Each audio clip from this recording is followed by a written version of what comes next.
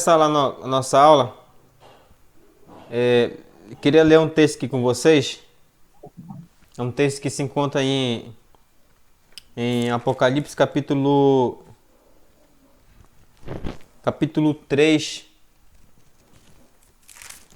o versículo 15 e 16, que diz assim: Conheço tuas obras, sei que não és frio nem quente, antes fosse frio ou quente. Assim, porque tu és morno e não és quente nem frio, estou a ponto de vomitar-te da minha boca. Hoje na lição bíblica a gente estudou a primeira lição da carta aos Colossenses, e se vocês olharem na tela de vocês vão ver que essa igreja de Colossos ela ficava nessa região aqui do Vale do Rio Lico, né? E bem aqui tinha Laodiceia e aqui Herápolis, que são as três igrejas que Epáfras fundou. É interessante que Paulo ele escreve a carta para Colossos no ano 60 depois de Cristo. Quando você vai para o livro de Apocalipse no ano 90, João está escrevendo uma carta para essa igreja aqui, ó, Laodiceia, né? A igreja de Laodiceia, aonde Jesus fala que ela não é nem quente nem frio, ou seja, ele fala que a espiritualidade desses cristãos não era nem quente nem frio.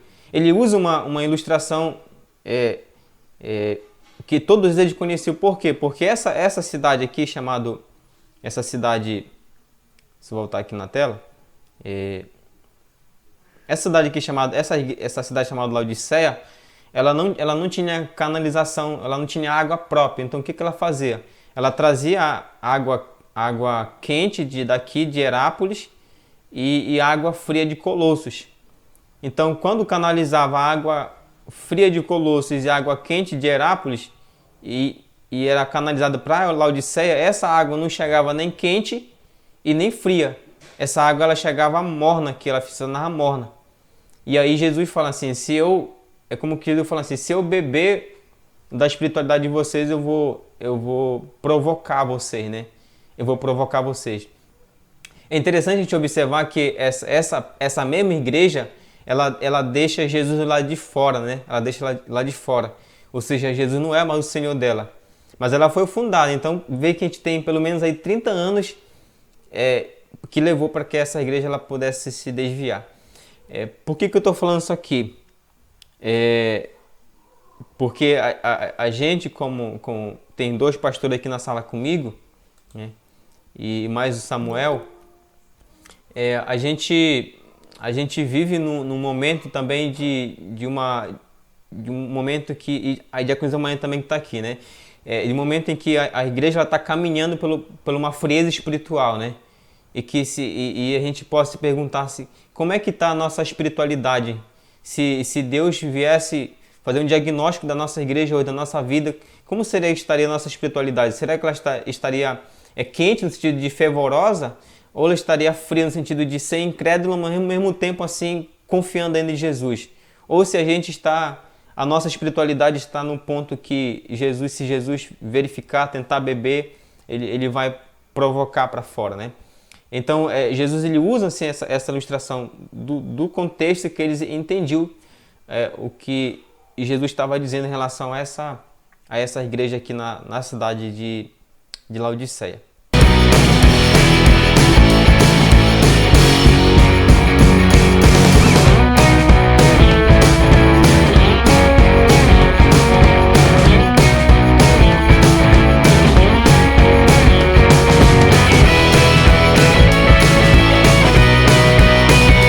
Hoje, eu vou voltar aqui à imagem.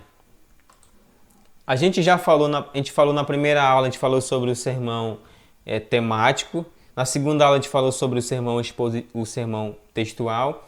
E hoje vamos falar sobre o sermão expositivo. Então, dentro da teologia, nós temos essas três classificações para a mensagem bíblica, né? Para pregações bíblicas. Nós temos o sermão temático, o sermão textual e o sermão expositivo, né? O sermão expositivo. Então a gente já viu que o sermão temático é aquele que os seus tópicos derivam do tema, né?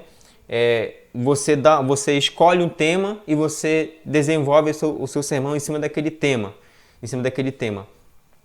E o sermão textual, ele é composto por 1, 2 ou 3 versículos bíblicos, e tanto o tema quanto as divisões, eles saem desse texto que a gente escolheu.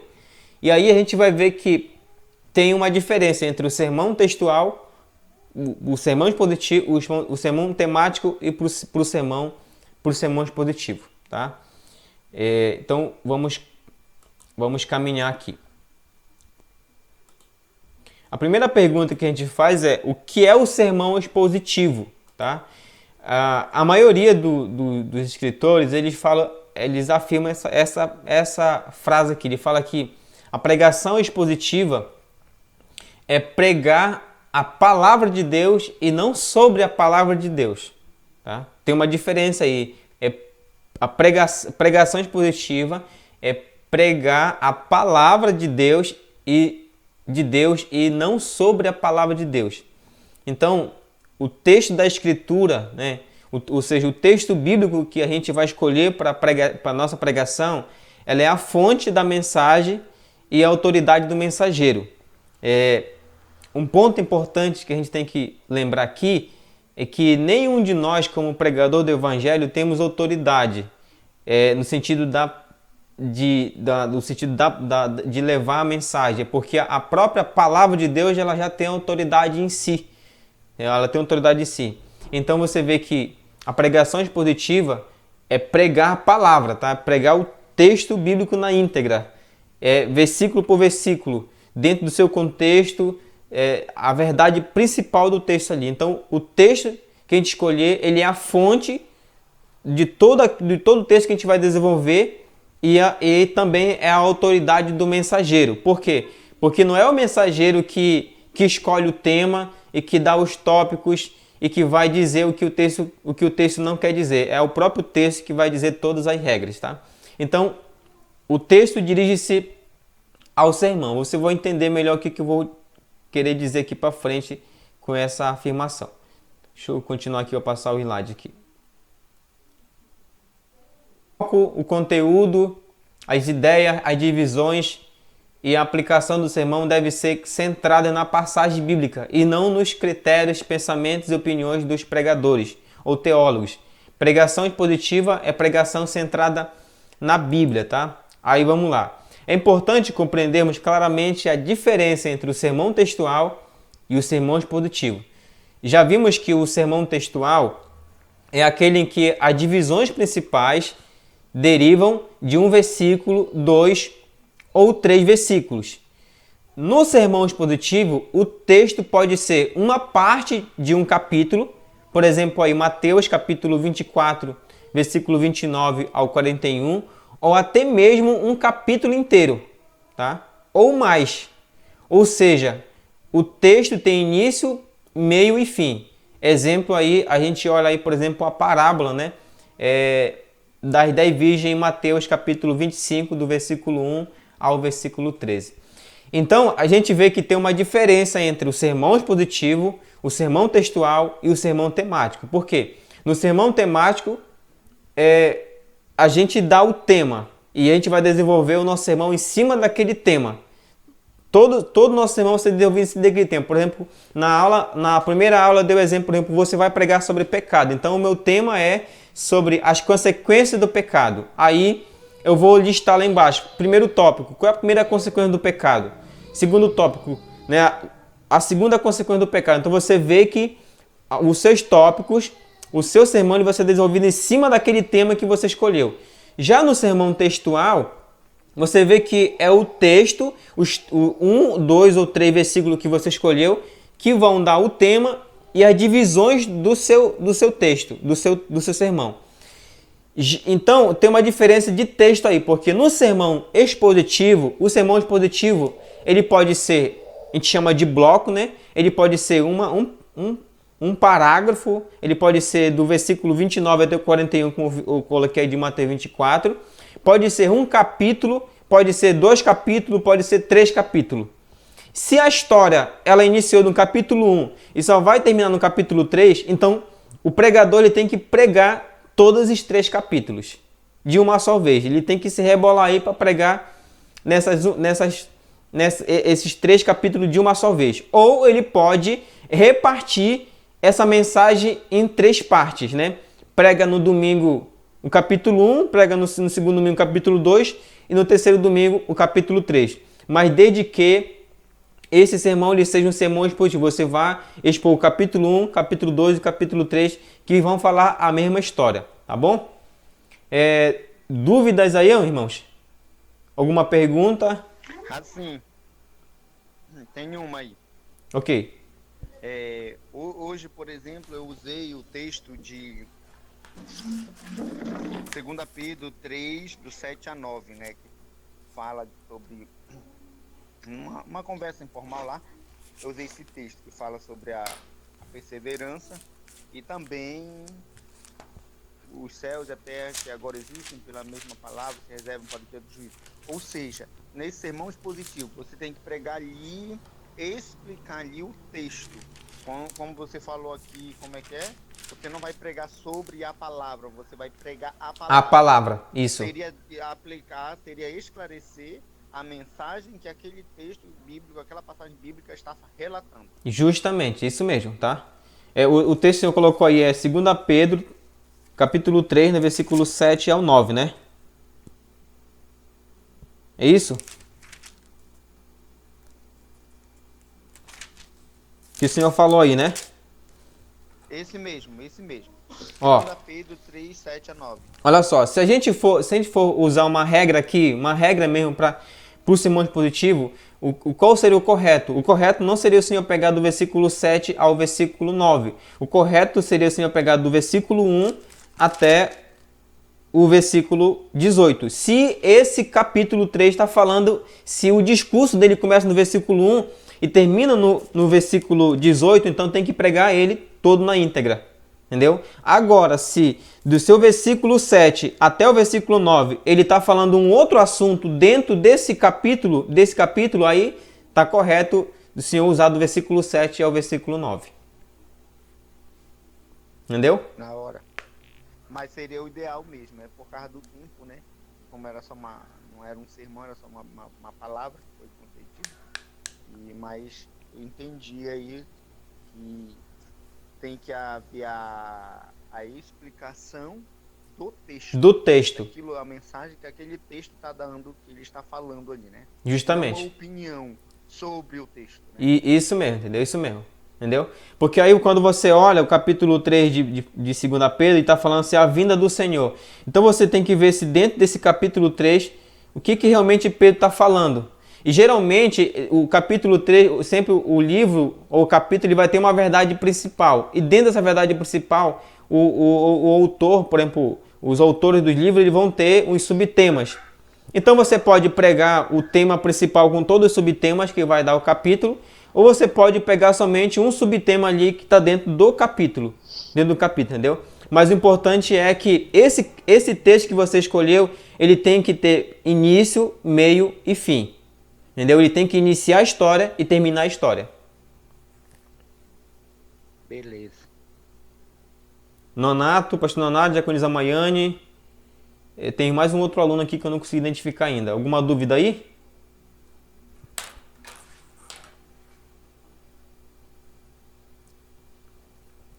Então vamos continuar aqui.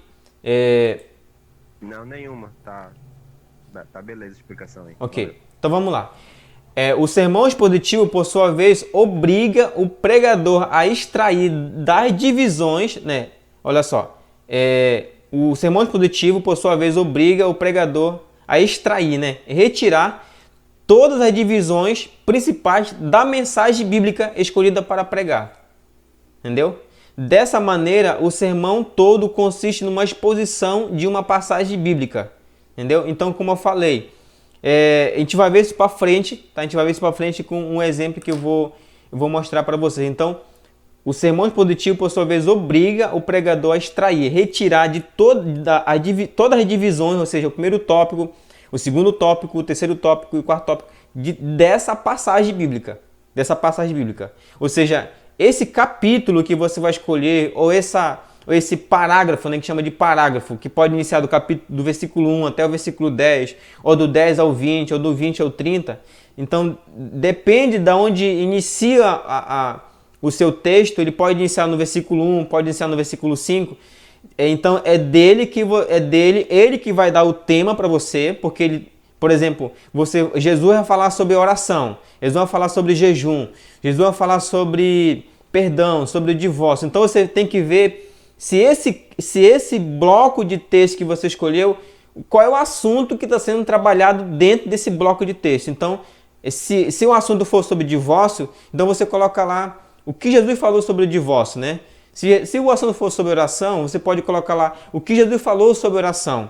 E aí, você achou o seu tema principal. E agora você vai olhar dentro desse texto quais são as divisões que esse texto tem. Aí, de acordo com as divisões que esse texto tem, você vai colocar lá, eu achei uma divisão aqui. Então, essa divisão vai ser o meu primeiro tópico. Eu achei uma segunda divisão desse texto. Então, essa segunda divisão vai ser o meu segundo tópico. Eu achei uma terceira divisão. Então, essa terceira divisão vai ser o meu terceiro tópico. Correto? Então, vamos continuar aqui. Por exemplo, aqui, se a gente pegar o livro de Apocalipse, o capítulo 2 e o capítulo 3, você vai ver que no livro de Apocalipse você tem aí... você vai ter vários blocos de textos que vão nos dar esboço para um sermão expositivo. Por exemplo, você tem Apocalipse 2, do versículo 1 ao 7. Lembrando que, olha só, quando eu falo parágrafo ou bloco de texto, eu estou me referindo do versículo 1 ao versículo 7 do capítulo 2 do livro de Apocalipse. Então você vê que o relato da igreja, da carta que Jesus envia para a igreja em Éfeso, ele começa no versículo 1 e termina no versículo 7. Então esse é o seu texto que você vai expor, tá? Você vai expor. Aí, quando termina o versículo 7, você vê que já inicia um outro discurso no versículo 8, né? No versículo 8 até o versículo 11. Até o versículo 11. Aí você já é um outro bloco de texto, tá? Vamos continuar aqui. Termina o versículo 8, né? O versículo 8 vai para o 11, aí no versículo 12 já começa um outro discurso, do 12 ao 17 outro discurso. Aí você vem aqui do 18 ao 29 e aí do 29 já vai para o capítulo 3. Do capítulo 3 já começa o discurso no versículo 1 até o versículo 6. Então você vê que cada parágrafo desse, que a gente pode chamar de parágrafo, ou cada bloco desse, por exemplo, do versículo 12 ao 17, do 18 ao 29, do capítulo 3, do versículo 1 ao 6, eles são usados para sermão expositivo. Entendeu? Você vai expor esse... Vamos ser mais lógico aqui. Vamos supor que você vai pregar sobre a igreja de Tiatira. Então você não deve começar falando da igreja de Pérgamo e nem terminar falando da igreja de Sardes. Você tem que falar somente sobre da igreja de Tiatira, entendeu? Só a igreja de Tiatira. O que você pode usar aí no seu sermão expositivo, que isso a gente vai aprender nas últimas 3 aulas, é você buscar um contexto histórico da cidade de Tiatira, entendeu? Por exemplo, aonde ela é localizada, quem fundou ela, como a igreja foi plantada lá, quais eram as heresias possíveis que poderiam estar dentro daquela igreja, entendeu? Então você faz um apanhado histórico aí para você poder entender por que Jesus usa aquela linguagem para falar com aquela igreja, entendeu? Então você vai falar somente do versículo 18 ao 29. Se não cita nada de 17 e também não cita nada do capítulo 3. Ele só vai explicar somente do versículo 18 ao 29. Compreendeu melhor aí agora, pastor Jandré Célio? Sim, Mas assim, às vezes na busca, né, por essas informações, hoje é muito comum e o recurso de pesquisa, o Google, né? Uhum. E você vai lá e pesquisa. Assim, uma pergunta para você que sempre tem buscado fazer essas pesquisas. Elas são seguras, as informações ali oferecidas? Só um exemplo, se eu quisesse hoje saber onde se localizava a igreja de Tiatira no mapa, só um exemplo, vamos pesquisar lá. Ela é segura, seria segura essa informação? Ou tem É um mais, outro meio? é mais recomendado você consultar uma Bíblia arqueológica. É mais recomendável você consultar um dicionário, entendeu? Um dicionário também. E também tem atlas, né? Atlas bíblicos, entendeu? Até mesmo na internet você consegue encontrar lá páginas de atlas bíblicos, porque eles são mais confiáveis para a gente poder pegar essa informação histórica daquelas igrejas naquela época. Aí seria assim, Atlas Bíblico, O dicionário, pesquisa, assim, só exemplo, tempo da igreja de Tiatira. Entender. entendeu? Por que que eu pergunto? Porque às vezes a gente, nem sempre a gente dispõe de todo esse recurso, né? E a gente precisa dessas ações. E às vezes eu fico um pouco inseguro nessas informações que são fornecidas pela internet. A gente sabe que tem alguns comentaristas que eles são bem renomados e sérios nas suas exposições, mas tem uns também que torcem tudo, entendeu? Então precisa haver uma peneira mesmo da nossa parte na hora dessa pesquisa. Tá, vamos continuar aqui para a gente ver mais um exemplo aqui sobre o que eu estou falando aqui.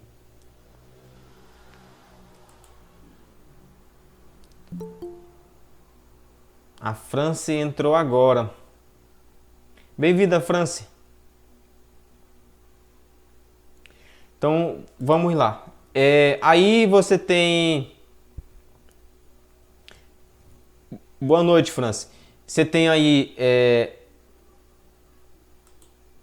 Aqui, aí você tem aqui a igreja, né? Você tem o capítulo 3, aí do versículo 7 ao 13, capítulo 3, 14 ao 17. Aí você tem aí, voltando aqui, ó, voltando. Olha só que interessante. Você vê que o capítulo 2 até o capítulo 3, eles vão ter repartições lógicas, entendeu? Que não tem como um pregador sério, ele, tipo, iniciou com a carta de Jesus para essa igreja em Éfeso e terminar com a carta para a igreja de Esmirna. Não tem como, ele tem que iniciar o versículo 1 e terminar no versículo 7. Aí ele vai expor somente esse texto. Vamos supor que amanhã o pastor vai lá e prega do versículo 1 até o versículo 7. No outro domingo, ele vai pregar do versículo 8 ao versículo 11. É assim até terminar lá a última aqui. Então vamos lá.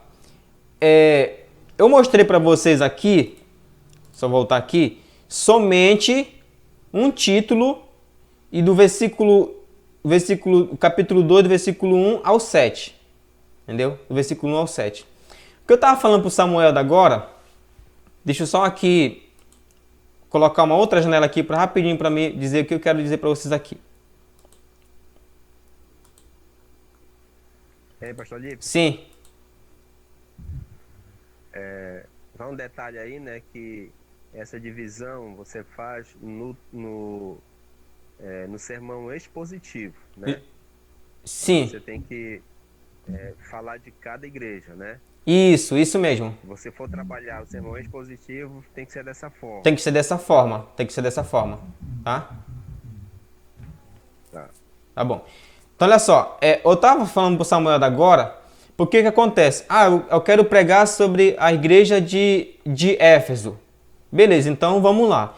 Então o que você vai fazer antes de tudo? Antes de tudo, você pega o seu caderno, a sua agenda, você pega lá o seu notebook, sei lá o que você vai pegar. O que você faz? Você faz isso aqui, ó. Você coloca lá na sua agenda, você coloca tema. Colocou lá tema, né? Aí você vem bem embaixo, você coloca texto bíblico, né? Texto bíblico. Aí você vem introdução e depois lá embaixo você coloca verdade teológica. E aí você vem pro primeiro tópico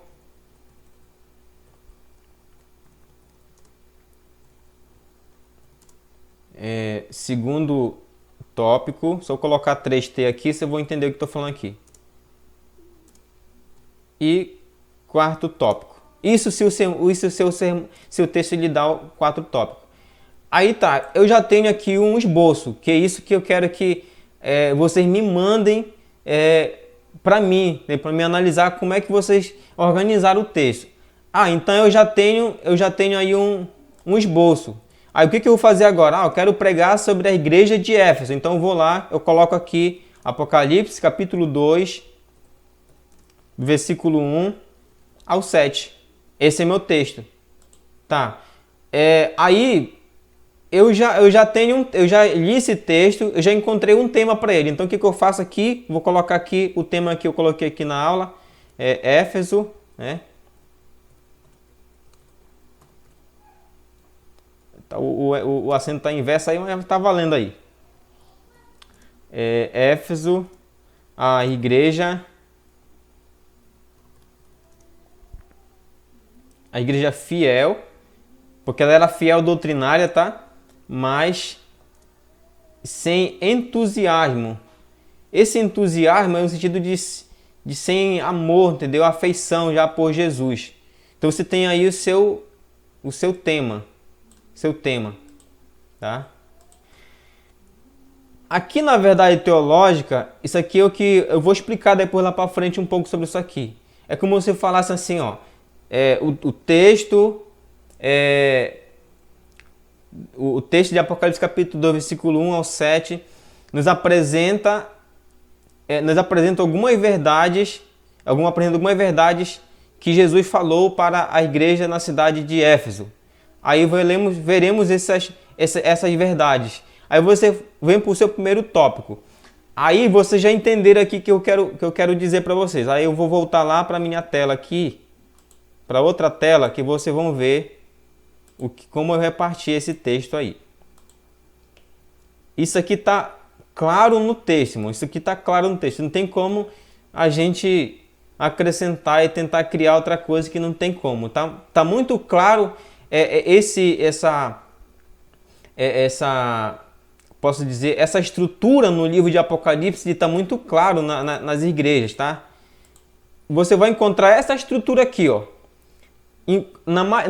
Parece que só uma igreja não tem essa estrutura, mas todas vão ter essa estrutura. Das 7, só uma que não tem essa estrutura. Primeiro, você vai ver que Jesus se apresenta para a igreja, versículo 1. Depois ele vai fazer um elogio à igreja, no versículo 2 ao 3. Depois ele vai fazer a repreensão à igreja, que é o diagnóstico, no versículo 4 ao 6. E no final ele vai dar a promessa. Entendeu? A promessa daqueles que se arrependerem, daqueles que voltarem às primeiras práticas, ao primeiro amor. Tá? Lembrando aquilo que o pastor Nato falou da agora. Você tem aí a igreja de Éfeso, de Esmirna, de Filadélfia, de Pérgamo e de Sardes. Então, se você for pregar expositivamente, você tem que pregar uma por uma, tá? Uma por uma. Então, isso significa sermão expositivo. Então, você como eu falei para vocês agora, você tem seu tema, você tem o seu texto, você tem essa introdução, a sua verdade teológica. Pastor, quais são aí que eu falei aqui? Vocês vão olhar para esse texto e vocês vão tentar encontrar essas divisões dentro do texto, tá? Dentro do texto, entendeu? Elas vão ser, o texto eles vão ser claros nessas divisões. Vamos só adiantar aqui um slide, ver se tem alguma coisa aqui que eu... Aqui, ó. Ó, estão conseguindo ver aí bem?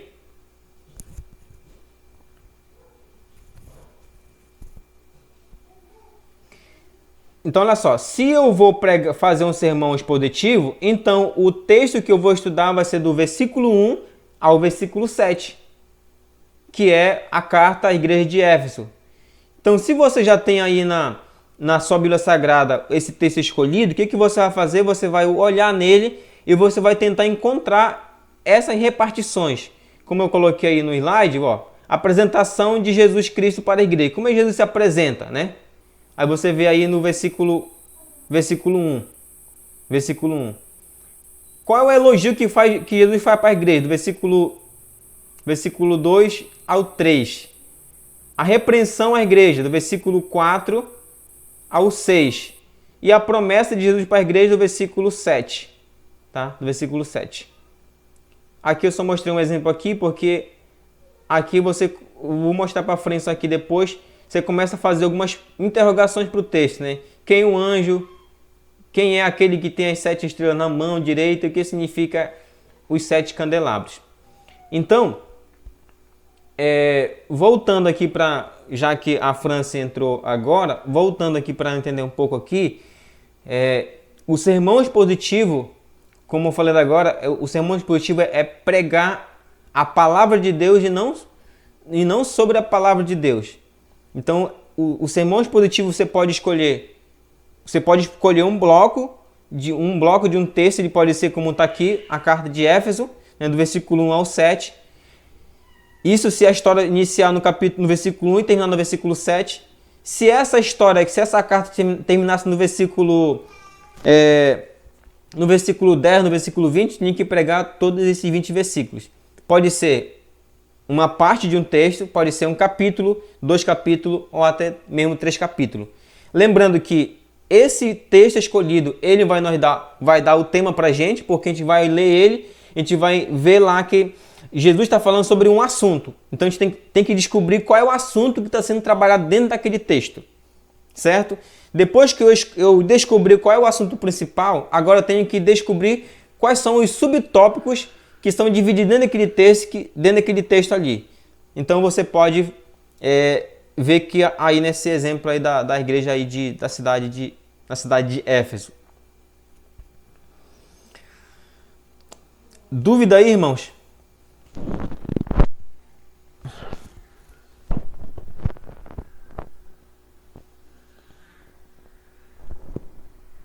Não, tudo certo aí. Tudo ok. Então vamos continuar aqui.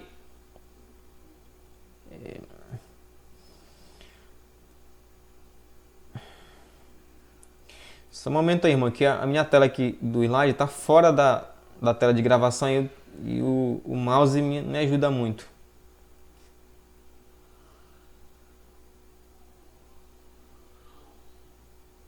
Tá.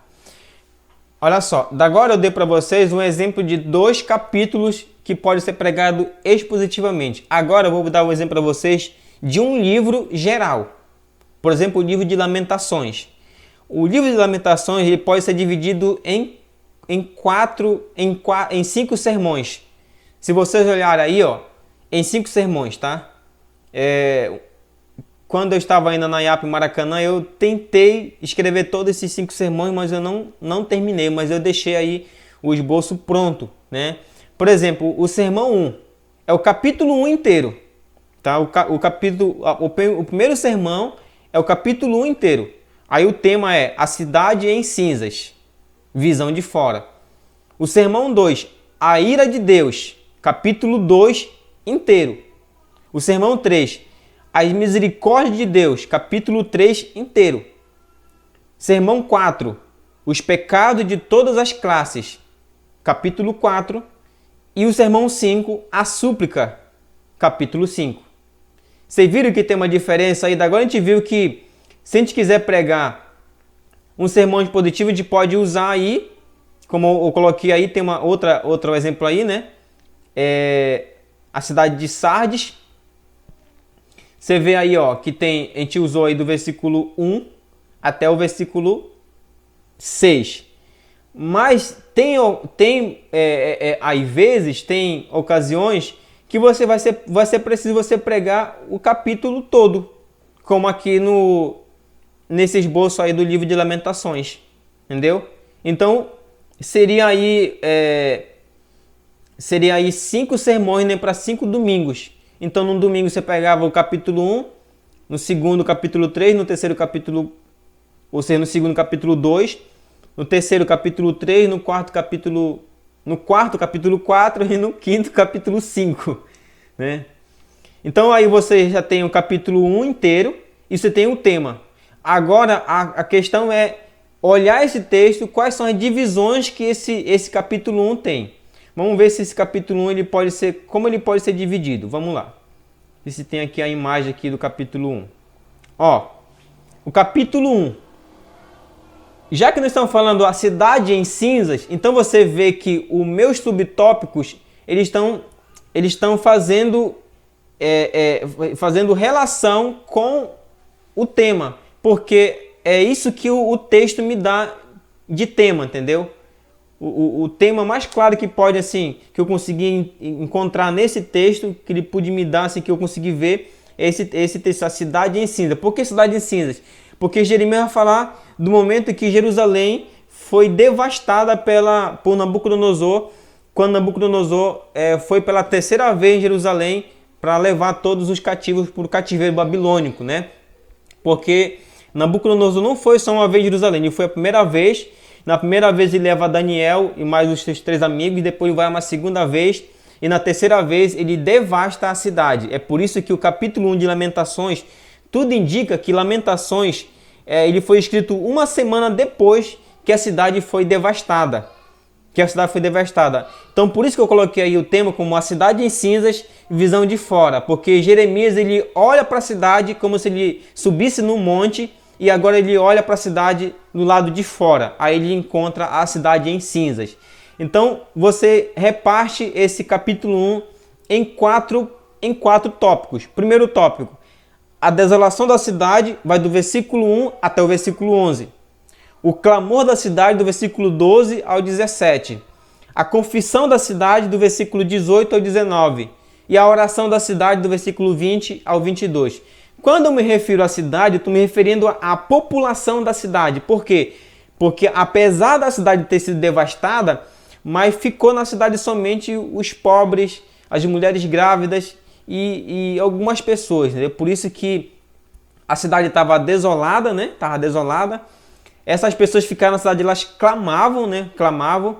Elas, após clamarem, elas reconheceram que tinham pecado, então elas confessaram seus pecados e aí no final elas fazem uma oração a Deus. Então por isso que você vê que você pega o capítulo todo para ser pregado.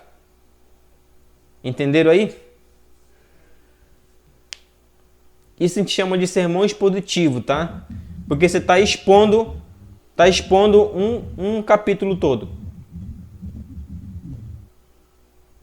Pastor Nato, não consegui entender quase nada que o senhor falou aí, Pastor Nato. Exatamente isso. Vamos continuar aqui então. As vantagens do sermão expositivo. Quais são as vantagens, pastor, de pregar um sermão expositivo? A pregação expositiva tem o compromisso de explicar a palavra de Deus.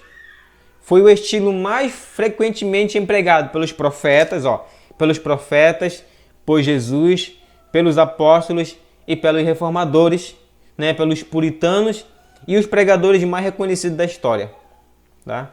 Você vê que a gente tem os outros métodos, né? Tem o sermão textual, o sermão temático, mas por que o sermão expositivo ele é o mais utilizado? Porque ele é mais fiel à Bíblia, entendeu? Ele não permite que eu entre com as minhas ideias, que eu crie um tópico, que eu crie um tema. O próprio texto ele me dá todas as informações, né?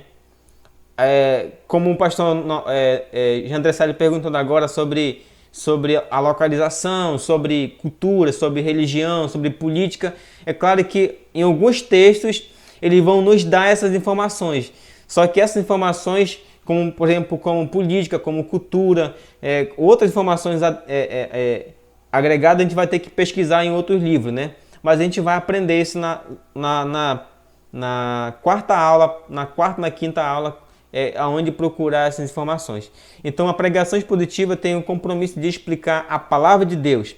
Foi o estilo mais frequentemente empregado pelos profetas, por Jesus, pelos apóstolos, pelos reformadores, tá? Pelos puritanos e os pregadores mais conhecidos da história.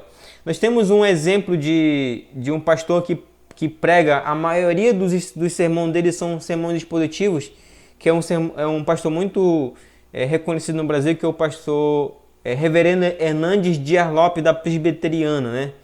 A maioria dos sermões dele são sermões expositivos, né? Outro exemplo também de conteúdo expositivo é a nossa própria lição bíblica, tá? A nossa própria lição bíblica. Vocês percebem que os autores eles vão expondo capítulo por capítulo ou bloco por bloco de todo o livro, né? De todo o livro. Então você vê que é uma exposição dos textos, tá? Segundo ponto, a pregação expositiva exige que o pregador se torne um estudioso da palavra de Deus. Vocês já ouviram a expressão fazer sermão na coxa? Vocês já ouviram essa expressão fazer sermão na coxa? Já. O que seria, pastor, fazer sermão na coxa? Vamos supor aqui um exemplo aqui. Quando você vai para a igreja local, você tá para pregar e lá quando você sentou lá atrás no púlpito, né? Vamos supor que 40 minutos antes de você pregar, o que você vai fazer? É lá que você vai escolher o texto, lá que você vai tentar rascunhar alguma coisa. Então isso é fazer sermão na coxa, entendeu? É por isso que o sermão tanto textual quanto expositivo, quanto temático, eles exigem que a gente tenha tempo reservado para escrever, para pensar, para raciocinar, para organizar ele, para a gente poder levar um alimento bom para o nosso público, tá? Então o sermão expositivo ele exige que o pregador se torne um estudioso da palavra de Deus, tá? Ou seja, você não pode chegar lá, o exemplo que eu dei agora aqui, né? Pegar aqui o exemplo da igreja de Laodiceia e pegar, por exemplo, o texto que eu li aqui de Apocalipse 3. Apocalipse 3, quando ele fala aqui, conheço tuas obras, sei que não és frio e nem quente, antes fosse frio ou quente. Assim porque tu és morno e não és quente nem frio, estou a ponto de vomitar-te da minha boca. Se você não entender aquele contexto histórico que eu falei agora, de que a cidade de Laodiceia, ela não tinha água, fonte de água própria, ela precisava canalizar água quente de Herápolis e água fria de Colossos. Então, quando essas duas fontes de água chegavam na cidade, ela não ficava nem quente nem fria, elas se tornavam mornas. Então, se você não tiver essas informações, você corre um grande risco de interpretar incorretamente essas palavras aqui de Jesus para a igreja de Laodiceia, tá? Para a igreja de Laodiceia. Terceiro ponto, a pregação expositiva encoraja o povo a estudar por si mesmo a palavra de Deus. Vocês lembram que nós temos um exemplo na Bíblia Sagrada dos irmãos bereanos, né? De que a pessoa, o pregador estava pregando ali e eles estavam consultando aqui na Bíblia. Então, o sermão expositivo faz com que o ouvinte, faz com que quem está sentado ali no banco da igreja, ele possa observar versículo por versículo, palavra por palavra, expressão por expressão dentro do texto que está sendo pregado. Entenderam aí, queridos? A gente já está quase terminando nossa aula já.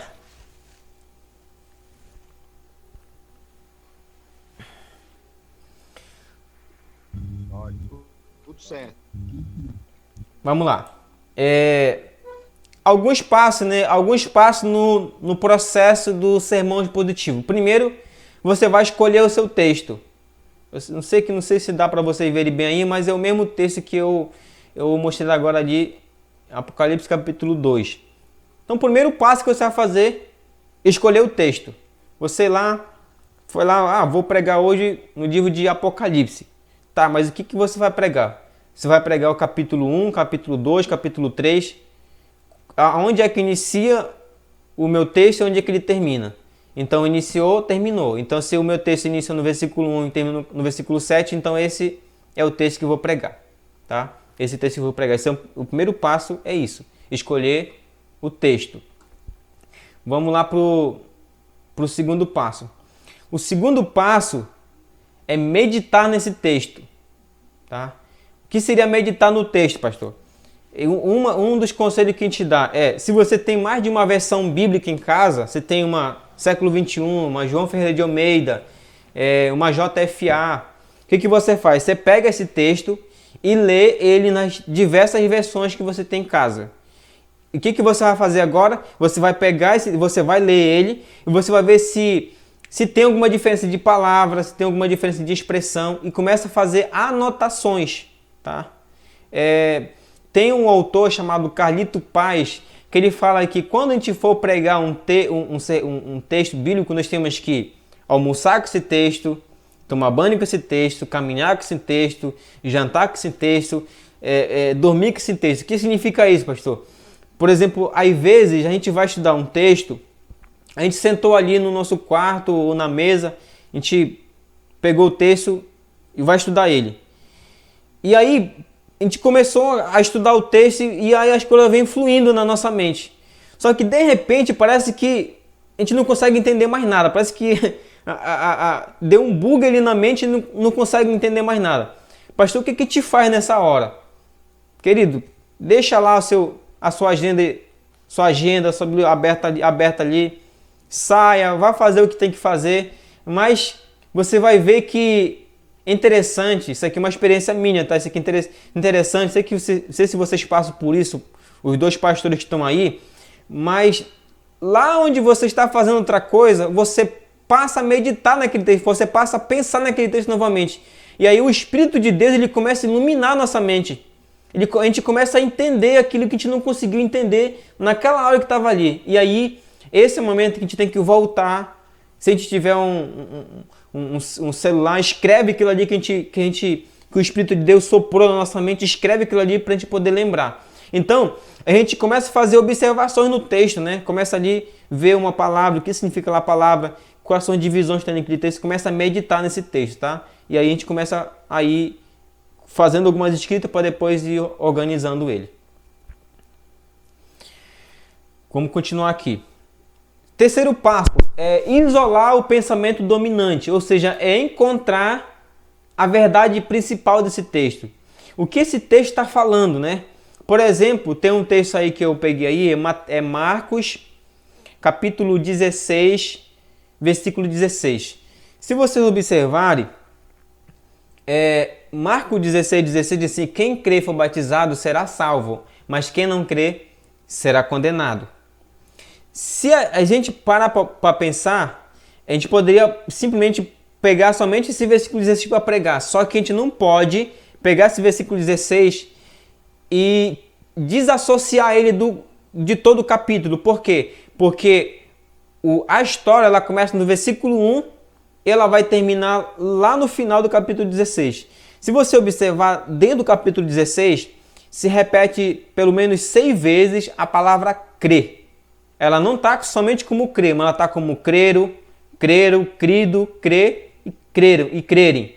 Então você vê que a ênfase principal desse texto é que Jesus está repreendendo a incredulidade dos discípulos. Por quê? Porque você vai ler o texto e você vê que diz que no primeiro dia da semana Jesus apareceu para Maria Madalena. Isso, Jesus ressuscitado já aparece para Maria Madalena. E aí ele fala para Maria Madalena que para Maria Madalena contar para os discípulos que ele tinha ressuscitado. E aí ela vai dizer isso para os discípulos, só que os discípulos não acreditam. E aí, por quê? Porque os discípulos também lá atrás, eles também não estavam crendo na ressurreição de Jesus. Então Jesus vai pegar esse versículo, capítulo 16 de Marcos, Jesus vai repreender essa incredulidade dos discípulos dele. Interessante aqui, irmãos. 3 anos de estavam com Jesus e mesmo assim eles ainda estavam incrédulos em relação à sua ressurreição. Então Jesus vai fechar o versículo 16 com essa expressão: quem crê e for batizado será salvo, mas quem não crê será condenado. Então você vê que a ênfase aí não é no batizar e sim no crer. Então você achou o seu assunto principal que está sendo tratado dentro do texto. Então, eu achei o assunto principal, então eu escrevo lá na minha agenda. O assunto principal que está sendo tratado aqui nesse texto é esse. Tá? Então, eu já sei agora qual é o assunto principal. Vamos mais um slide aqui. Depois de achar o assunto principal, você tem que definir a sua verdade teológica. Né? Pastor, o que é essa verdade teológica? Que é uma das partes que os alunos não têm conseguido fazer. A verdade teológica é uma declaração simples do assunto que o pregador se propõe a apresentar, desenvolver, provar ou explicar. Em outras palavras, é uma afirmação da principal lição espiritual ou da verdade eterna do sermão, reduzindo em uma frase. A verdade teológica indica claramente o rumo que o sermão deve andar. Por exemplo, quando eu lancei o projeto, eu lancei um vídeo dizendo qual era o objetivo do projeto e o que íamos aprender dentro do projeto. Então, se eu fosse escrever um sermão sobre o projeto, a minha sentença teológica, ou seja, a verdade principal do projeto o objetivo dele é preparar jovens pregadores a interpretar, organizar e expor o texto bíblico. E dentro deste sermão, vamos aprender o que é um sermão textual, o que é um sermão expositivo e o que é um sermão temático. Em poucas palavras, eu resumi aquilo que vou trabalhar para frente. Ou seja, toda pessoa que me ouvir vai saber o que eu vou tratar para frente. Então, a verdade teológica simplesmente é isso, tá? Simplesmente é isso. Olha só. Quando o pregador dá início ao sermão, quase instintivamente, os ouvintes perguntam a si mesmo o que ele vai dizer acerca desse assunto. Você já chegou a uma conclusão de que, às vezes, a gente ouve uma mensagem e a gente chega em casa e a gente pergunta assim, mas o que realmente aquele cara queria dizer? Onde ele queria chegar? Sim, pastor. Então, olha só, quando o pregador dá início ao sermão, quase instintivamente, os ouvintes perguntam a si mesmo o que ele vai dizer acerca desse assunto. Se a mensagem não tem objetivo claramente proposto, não será fácil acompanhá-lo e provavelmente não terá atenção do auditório. No entanto, se já no início o orador esclarecer perfeitamente a direção a seguir, possibilitará aos ouvintes acompanhar a mensagem de modo fácil e inteligente. Como eu estava falando, eu não sei se vocês chegaram a uma conclusão de muitas vezes vocês ouvirem uma mensagem e vocês esperarem que logo no início a pessoa que está pregando ele apresente a proposta de que ele vai desenvolver para frente. Ou se quando terminou a mensagem você se perguntou, enfim, quais são as verdades que esse pregador ensinou e aonde ele quis chegar. Então, por isso que é importante, irmãos, a gente fazer uma boa introdução e tentar definir aquilo que a gente apresentar de forma clara e objetiva na nossa verdade teológica, aquilo que a gente vai desenvolver nos nossos tópicos. Compreendido aí, pastor Jandré Célio? Perfeito. Ok, muito bem, vamos lá. Se mais alguém aí, irmão, quiser falar, é só abrir o áudio aí e falar, tá? Vocês me ajudam aqui, eu saber se vocês estão conseguindo entender o assunto ou não. Assim, pastor, uma opinião aí, nessa introdução, assim, quantos minutos mais ou menos a gente pode gastar ali? Naquele dia você falou, uns 3 a 5 no máximo? Porque geralmente, se gastar demais, né, tem os outros tópicos. Isso, geralmente você tem que... Geralmente, deixa eu só apresentar uma outra tela aqui. Eu vou apresentar outra tela aqui, mais por causa da França, né? A França ela gosta mais a tela aqui para poder ela compreender melhor, para que todos os demais alunos possam entender aí. Deixa eu voltar aqui. Eu vou só aqui, ó. Estão conseguindo ver aí, por exemplo, bem aqui, né? Introdução, bem aqui, né? Bem aqui a introdução. Então, nessa introdução aqui, ela tem que ter no máximo, tá? No máximo 10 linhas, tá? E que essas 10 linhas você possa gastar no mínimo 5 minutos da sua apresentação. Entendeu? Da sua apresentação. 5 minutos. E aqui na verdade teológica, eu creio que você não gastará 1 minuto. Às vezes você vai gastar pouco, menos de 1 minuto aqui, né? Nessa verdade teológica. Por quê? Porque você tem que ter, para uma mensagem ela ficar bem compreendida e não ficar cansativa para o público, ela tem que chegar no mínimo, às vezes tem uns que colocam 45 minutos, né? Mas vamos colocar aqui 30 minutos. Então o que você faz? Você tem aqui, você gasta aqui 5 minutos na sua introdução. Talvez você vá gastar aqui 1 minuto, né? Então você tem aí 6 minutos, né? 6 minutos. Então, 6 minutos. Aí se você tem aqui 4 tópicos, então se você ficou aqui 26 minutos, não foi isso? 24 minutos, não é isso? 24 minutos, né? 24 minutos. Você pode gastar aqui, são 5 minutos em cada tópico e 4 minutos na sua conclusão. Aí você vai ter aí um tempo bom aí para você explicar. Ou você pode reduzir o tempo da sua introdução para você ter mais tempo para suas explicações. Entendeu, pastor?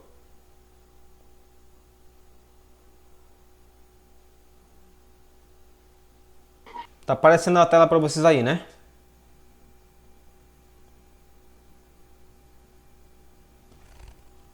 Então vamos lá para finalizar nossa aula aqui.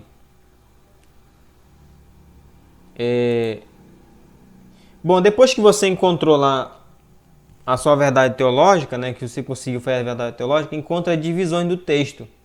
Eu estou dando um exemplo aí de Atos, capítulo 8, versículo 26 ao 40.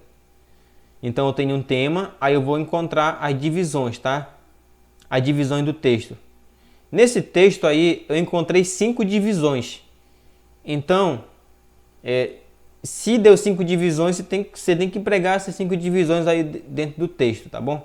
Dentro do texto. Então primeiro, que a gente viu lá, escolhe o tema, escolhe o texto, depois medita sobre esse texto, faz a sua verdade teológica e depois encontra as divisões que o texto vai lhe dar, tá? As divisões que o texto vai lhe dar. Isso aqui não é preciso explicar tanto, porque isso aqui você já tem feito quebrando lá o texto do sermão textual, né? Os 3 versículos lá você já consegue aqui. Isso já falou também lá para trás, lá, o exemplo do capítulo 2 da cidade lá da igreja em Éfeso, né? Tentar encontrar as repartições dentro do texto. Vamos continuar aqui. Acho que isso aqui já vai ser os últimos slides já da aula. Olha só, aí tem mais um exemplo aí, né? Exemplo do livro de 1 Reis, capítulo 17 ao 18. Você vê aí que aí esse esboço ele é de 2 capítulos. De 2 capítulos que vão dar 5 tópicos, né? Como ser um homem de Deus numa época de crises. Primeiro tópico, um homem que vive na presença de Deus em tempos marcados pela corrupção. Aí vai o capítulo 17, do versículo 1 ao capítulo 17, versículo 1, e do 18 ao 15. Né? Você vê que é bem grande ainda, vai explicar o capítulo 17 todinho aí, até o versículo 15 do capítulo 18, no primeiro tópico. Segundo tópico, um homem que aponta os pecados do seu povo em tempos marcados pela infidelidade espiritual. 18 a 21. Terceiro tópico, um homem que restaura o altar de Deus em tempos marcados pela apostasia religiosa. 18, 30, 31. Você lembra desse episódio aqui? Profeta de Deus contra os 400 profetas de Baal. Né? Um homem que crê na manifestação de Deus em tempos marcados pela incredulidade. Do versículo 18, versículo 24, 36 a 39. E o quinto tópico, um homem que ora pela restauração da sua nação em tempos marcados por uma terrível sequidão. O cara lá, Elias, né? Elias orou e não choveu, e depois orou e choveu novamente. É por isso que Tiago, capítulo 5, versículo 17, vai falar que Elias era um homem comum como cada um de nós, mas ele orou e não choveu, e depois orou e choveu. Tá? Então eu estou dando mais um exemplo aí de um texto para fazer um sermão expositivo.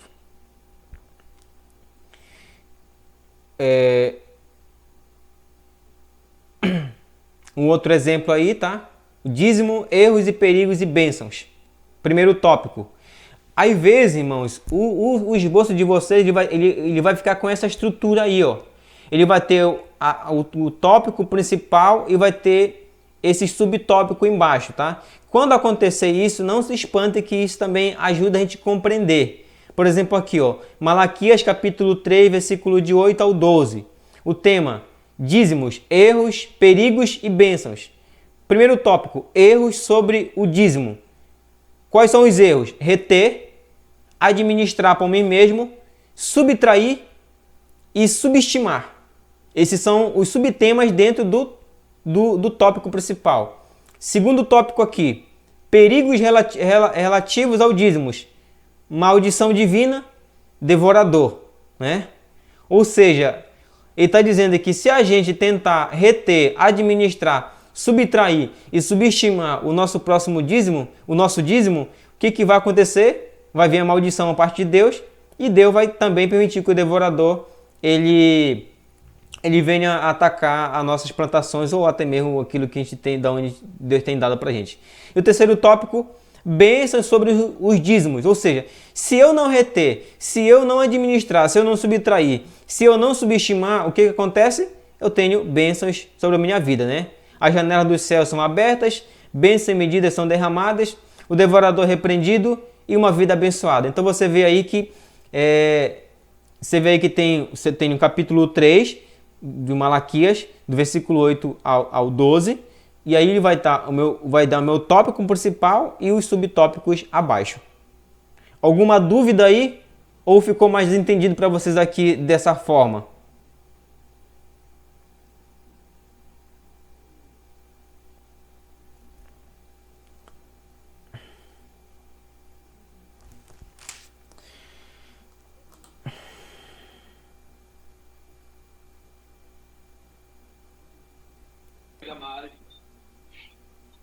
Professor? Sim, sim, sim. Pode falar, Franci. Você poderia explicar mais uma vez, porque eu lhe fiz uma pergunta justamente sobre os dízimos, sobre oferta, né? Se quando eu vou dar uma palavra de oferta, se eu uso os mesmos critérios de uma palavra normal. Eu tinha feito essa pergunta aí no chat antes do senhor falar sobre os dízimos, das ofertas, como é que eu poderia desenvolver uma palavra de oferta para que realmente levasse a igreja a esse entendimento. Aí agora o senhor entrou com esse tópico. Achei interessante. Entendi. Assim, como a gente está usando aí um texto que está falando de dízimo, aí no caso você tem que procurar um texto que fale sobre oferta. Por exemplo, parece que uma das cartas de Paulo aos Coríntios que ele vai falar sobre esse sentido da oferta. Então a gente tem que ver lá, se dentro desse texto, se eu reter a minha oferta, se eu tentar administrar a minha oferta, se Paulo ele aconselha que é errado, que na verdade tem uma diferença entre oferta e dízimo, né? O dízimo é 10% daquilo que eu ganho e a oferta pode ser menos de 10% e pode ser a mais de 10%. É aquilo que o meu coração, Deus tocar no meu coração para me ofertar dentro do meu orçamento financeiro, né? Deus nunca também vai dizer para você dar tudo e ficar sem nada em casa, né? Por exemplo, dar a sua casa, o carro, dar toda a renda que você tem para você passar fome. Deus nunca vai fazer isso com a gente, né? Ele sempre vai nos orientar, a gente dar com gratidão a Ele. Então você pode pegar um texto que fala sobre a oferta e ver se eu tenho alguma repreensão, se eu tenho alguma maldição, se eu não der a minha oferta como devido. Por exemplo, um exemplo aqui, acho que vocês podem me ajudar aí. Não estou lembrado se é Atos 8 ou se é Atos 4, quando Ananias e Safira, eles venderam a propriedade deles e disseram diante do apóstolo Pedro, né? Interessante isso, de que o Espírito Santo de Deus tinha mandado eles darem aquela quantia de dinheiro, mas na verdade eles estavam mentindo. Na verdade eles estavam tentando fazer uma falsa adoração ali. Por quê? Porque eles viram que Barnabé ele tinha vendido uma das suas propriedades eu não sei se é Barnabé, se é Estevão, mas parece que é Barnabé, tinha vendido uma das suas propriedades e entregado ali a sua oferta, não só a sua oferta, mas também como o seu dízimo, com gratidão, né, com gratidão a Deus para ajudar a igreja. E aí, Ananias e Safira, vendo isso e tentando se aparecer diante do povo, eles vão lá e dizem que vende, por exemplo, a propriedade daí por um valor aqui, vamos supor aqui, R$1.000. E aí eles vão lá diante do apóstolo Pedro e entregam somente um valor ali que não era o valor significativo daquela oferta ali, o valor significativo em relação ao valor que tinham vendido o terreno. E aí eles estão mentindo. E aí por isso os dois sofrem aquela repreensão, né? Morre primeiramente o marido e depois quando estão saindo, estão levando o marido para o cemitério, a mulher vai lá atrás pensando que ele não está morto, né? Isso aqui acontece no meio da igreja, mano, no meio de um culto, isso aqui é interessante. Acontece no meio de um culto isso aqui e aí a Safira também morre, entendeu? A gente pode também usar também o exemplo lá lá no início, né, Caim e Abel, né? Muitas pessoas dizem que Caim, Deus não aceitou a oferta de Caim porque Caim deu maçã podre, deu não sei o que mais podre para Deus. Não é isso, não. Se você olhar atentamente no texto, você vai ver que antes de Deus olhar para a oferta de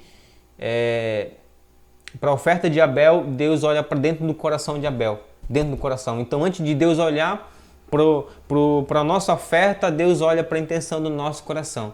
Então, Francis, você pode usar nesse sentido, pegar, se você vai expor um texto que tem início, meio e fim, que vai falar sobre oferta, você tem que ver quais são as bênçãos que eu recebo e quais são as maldições que eu recebo em reter essa oferta.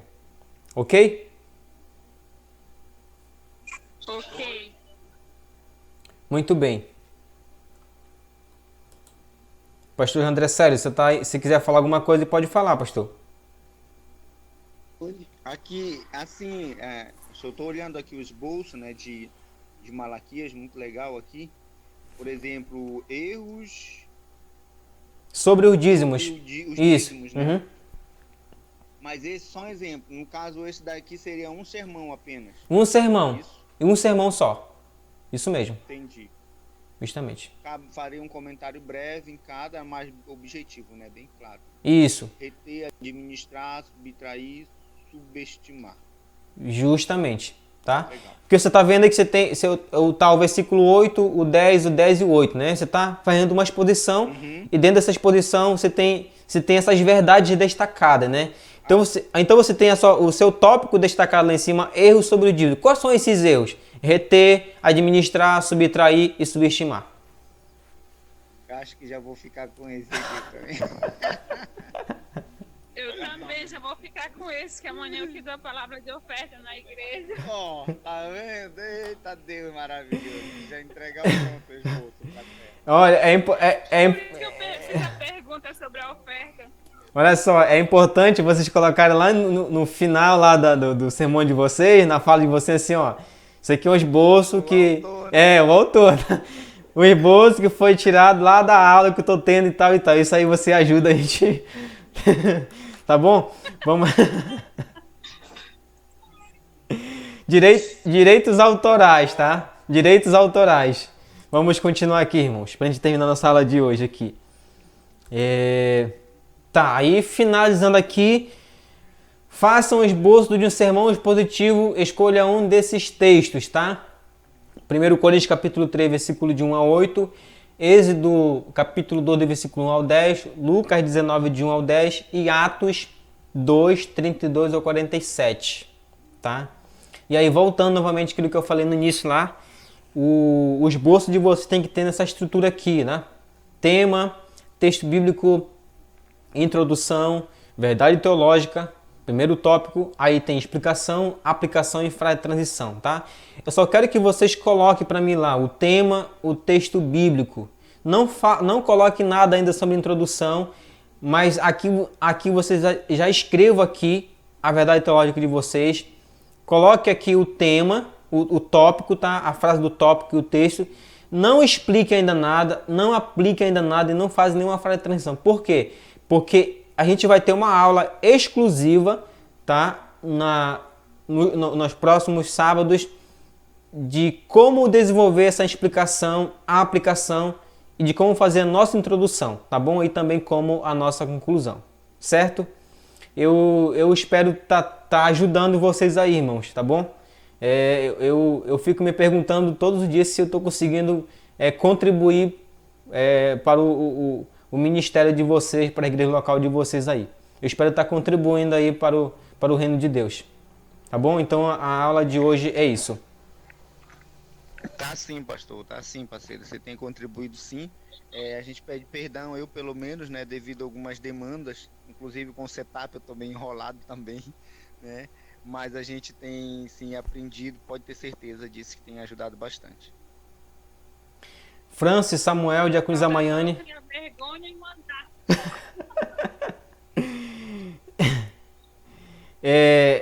Todos os alunos que mandam para mim os esboços, eu tenho me dedicado em aconselhar, direcionar eles. Eles são testemunha verídica que eu tenho ajudado eles aí. Alguns não conseguem entender logo de primeira e a gente passa às vezes 2, 3 horas tentando reexplicar novamente o que fazer. Tá? O meu objetivo, irmãos, é que vocês consigam chegar até o fim do curso e dizer assim, não, agora realmente eu sei o espaço de como preparar um sermão, né? E quando você for para frente. Outra coisa também que a gente vai trabalhar aqui é o que falar na hora, tá? O que falar na hora de pregar, como se comportar, como se vestir, entendeu? Olhar para o público, ou seja, algumas dicas que eu vou dar para isso, tá? Eu tenho, assim, particularmente, eu tenho me esforçado em fazer isso, né? Até porque a gente transmite aqui os cultos da IAP Monte Alegre, ele fica algumas pregações minhas lá no canal e outras são transmitidas pela página da igreja.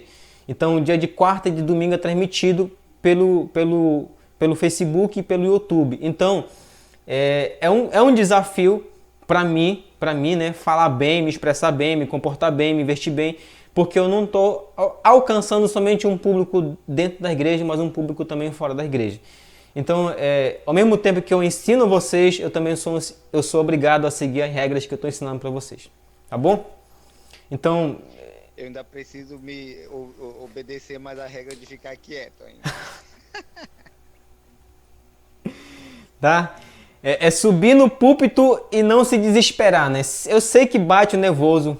A gente pode ter a maior experiência de pregação, mas o pastor André Célio está aí, a Maiane que está aqui, o Samuel está iniciando, a França também está iniciando, mas quando vocês pegarem um público, irmão, de 100, 200, 300 pessoas, como eu peguei um público lá em Oriximiná, em Unista, de mais de 300 pessoas, o nosso coração pulsa forte, a nossa perna balança, e a gente tem que respirar, falar com tranquilidade, porque senão a gente se perde, a gente começa gaguejando e perdendo o raciocínio e não tendo um bom desenvolvimento na nossa pregação.